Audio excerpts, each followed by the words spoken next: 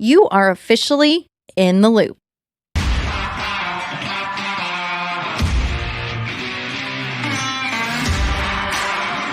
Welcome to In the Loop podcast. I am your host, Jordan Jo Hollabaugh, professional rodeo athlete, entrepreneur, and a full-time cowgirl. I'm married to my best friend, and we are blessed to get to do what we love every day, and that is travel around the world and rodeo.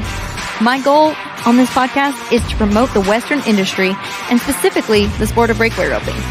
On In the Loop, we bring you behind-the-scenes stories of what real life looks like every day from cowgirls, cowboys, industry leaders, producers, trailblazers, and all of the like, sharing stories of the Western culture and the lifestyle that they live daily. You are now officially in the loop. Let's get to it.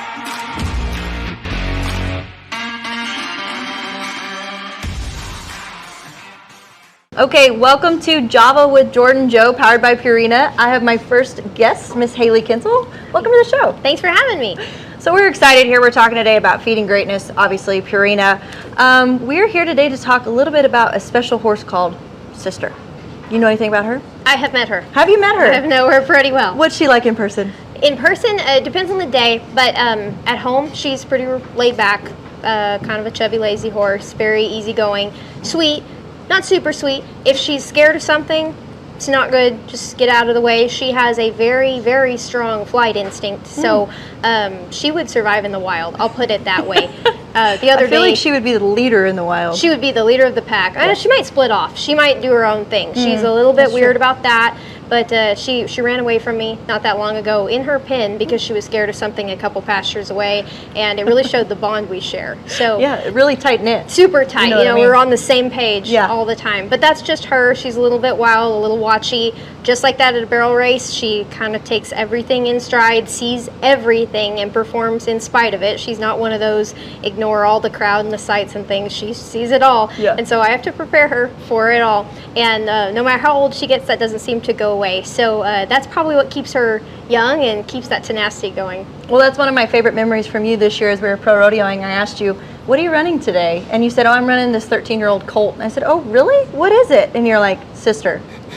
And I meant it too. And most days it's more so harder on me than it is on her. She will handle things, but it takes a lot of prep. She's still the horse that has to see the arena before she goes and runs in it. If she can't see it, we usually don't enter that one. And the ones I have entered where I couldn't see the arena didn't go so hot. So I try to stick with what we're good at. See Yeah. the pin and look at it, take it in. And even this year in Sioux Falls, we had made 3 trips into that arena, 2 open arena times, which are quiet, relaxed, laid back, and then won the first round. And I go back in the next morning, Friday, for our second round practice, and she audibly snorts the whole way into the stadium as if she's never seen anything like this before. So that's her. So every day is a new day with Sister, is what you're saying. It absolutely is. So one of the things I want to talk about here today is we hear about Sister, we hear about all the things that you've won over and over and over again, how special she is to you, but we really don't talk a whole lot about stats. And every other sports industry that we talk about, stats is huge and predominant. So I'm going to throw a few stats out here today. Sister's lifetime earnings to date are $3,061,800. Let me say that again. $3,061,800. What goes through your mind when you hear those numbers? Where did that money go? In all reality, just it's amazing. I can remember just about every dollar. I have a really good memory, and so does she. So it all feels new every time. I feel like that's a great big number, but also anything could happen tomorrow. I mean, she's just that kind of horse that is so special that she never ceases to amaze me, even though sometimes she makes that run and I'm struggling with, am I surprised or am I just, this is just another day in her world? Right. Well, and I think as we watch and we become fans of you and Sister, it's easy to get caught up in the fact that you have won so many times. We'll throw some more stats out. You have 34 first place location wins. That's not how many times maybe you won that location 2 or 3 times. That's just you've won 34 times first place. 23 times you've won seconds at these pro rodeos. You did tell me, I haven't really taken Sis to a whole lot of jackpots. No ruby buckles, no fraternities, no things like that, because she came along the scenes before any of that happened. So tell me a little bit about that backstory.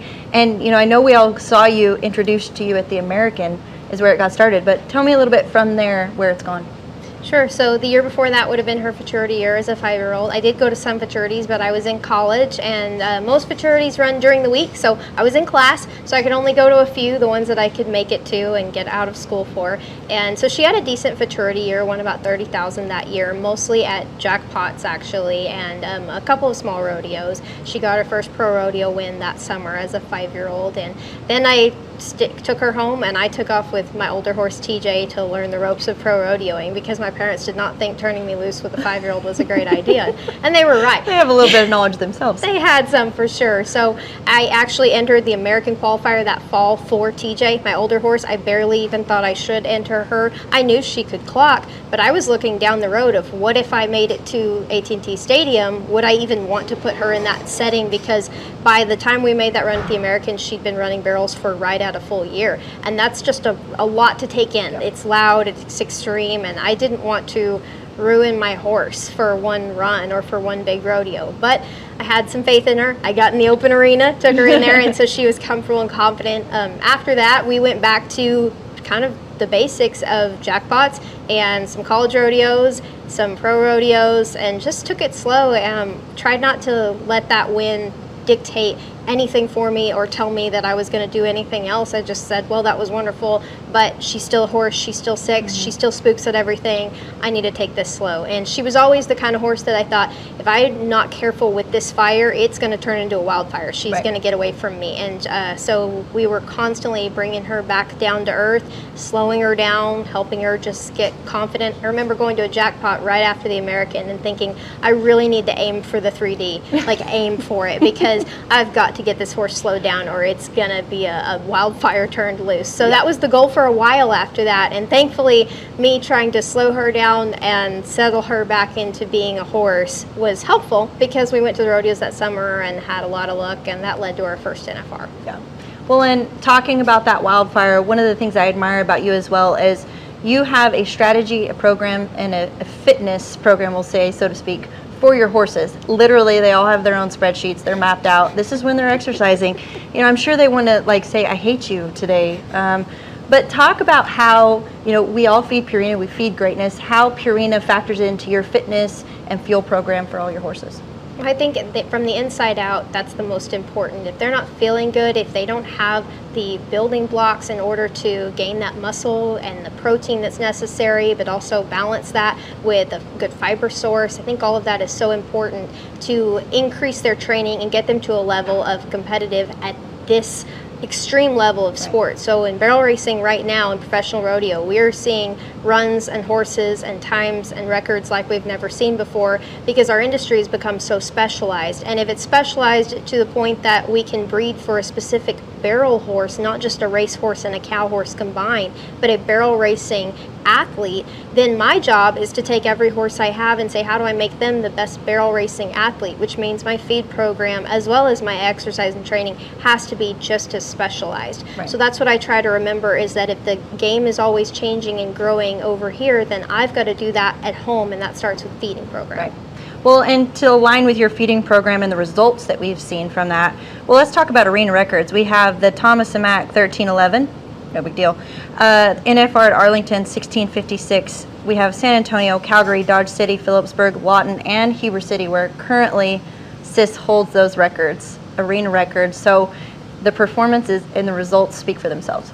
They really do, and I think what's special about Sister and my relationship with Purina Strategy, which is the feed I choose, is she's been on that feed since she was a 2-year-old. That's when I purchased her, and that's what worked for her. It's worked for a majority of the horses in my barn, and I don't change what's working. Yeah. And so what's also cool about that list is a lot of those happened in our first year, and a lot of them in the middle, and some of them just this very year, like Heber City. So for me to know that what we've been doing all this time is still working, and it's still what's best for her, tells me I don't have to change too much. Success leaves clues. That's Tony Robbins says that. So let's talk a little bit about the mental game of this. When you started on this journey, I know that you're huge into the mindset, the mental game, and continually evolving each run one at a time. So when you went out for this, did you set goals for yourself and sister in the beginning? How have those goals changed? Because to me, as I look at my 3 sheets of paper here, you have set goal after goal. I mean, you've just continued to achieve these amazing results at an elite level. How do you continue to fuel that fire and keep setting higher goals with all the things you've accomplished? I think as a competitive person, I've never personally had trouble with wanting to go again or try again. I can read a list of rodeos that she's won and think, great, I want to do that one more time. Or I see rodeos on that list that haven't made it yet, or the one that I was second at. Those are nothing more than I want to win first at. So it's not hard for me to find something that I want to do next, whether it's with her or with the next horse. But I think for her specifically, I have this overall goal that she's known as the great horse that she is, and that people respect her, and that we can better the industry for the next girl and horse to come along because of what we're doing now. So keeping those 3 goals at the forefront of my mind and making sure that I'm doing what's best for my horse doesn't always mean doing the most competitive thing. And I think that's a hard line that we as horsemen always ride, is what is best for the horse and what's best for competition. And sometimes, and majority of the time in my program, thankfully, those two align. But a lot of times I have to make hard decisions of when would be a better time to get off her today, and let her just have a day and be a horse. I think sometimes that's so powerful. And some other times it may be, get tougher, Hailey, your horse is ready. It's just you need to be tougher. And so that's where the mental game comes in, of saying, I need to be able to weigh all of these things, all of the factors, and say, is this what's best for my horse? And if it is, and if my horse can handle it, then I need to be able to handle it too, because she's going to show up 100% if I ask, which means I better not show up at 80. Yeah.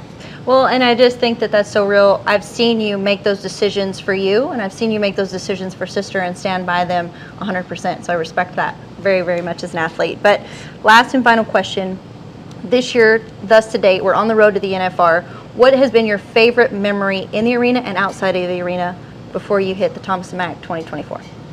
In the arena, I have so many from this year, and they've been so special. So one of them would probably be that run at Heber City. I had run her the night before in Preston, Idaho, and she ran a 16.7 on a standard, which was amazing, and it was in slack. And both of those places are known for their great ground.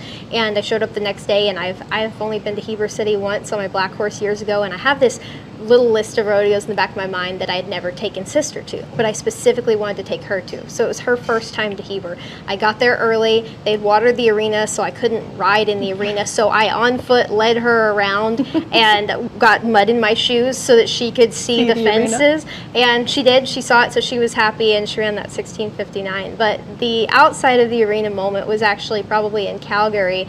I was preparing for, I believe it was the final round, but I have this picture of her. She was loose grazing in the infield, and she just stopped for several minutes, like I want to say about 10 minutes, and she was looking at the arena and had her ears up and just staring at it. Nothing was happening. It was mid-morning, but she was just like taking it in, like, I like this place, and it's one of my favorite pictures. I'll have to frame it someday. That's awesome.